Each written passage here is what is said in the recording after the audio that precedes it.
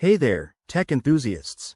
Welcome back to our channel, where we break down the latest tips and tricks to make your digital life easier. Today, we're tackling how to add a family member to shared iCloud storage in 2025. With Apple's ongoing updates, sharing storage has become even more seamless for families managing photos, files, and backups. Whether you're sharing with your spouse, kids, or parents, this feature can save you money and space.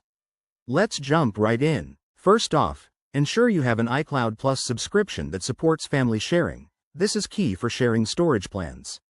You'll need to be the family organizer, so if you're not, ask the current one to handle this. Start by grabbing your iPhone or iPad and opening the Settings app.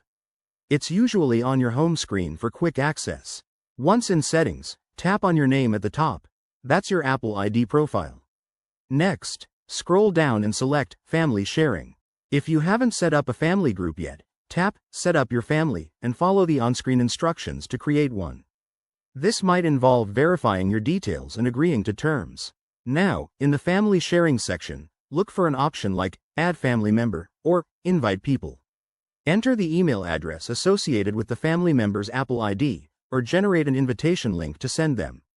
They'll receive a notification and need to accept it on their device. Once accepted, you can go back to family sharing and manage storage options, like enabling shared iCloud storage for everyone in the group.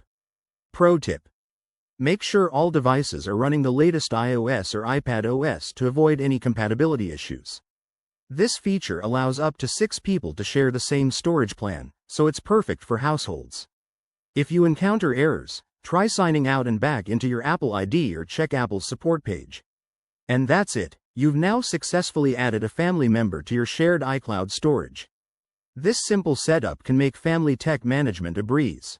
If you found this helpful, hit that like button, subscribe for more 2025 tech guides, and drop a comment below if you have questions.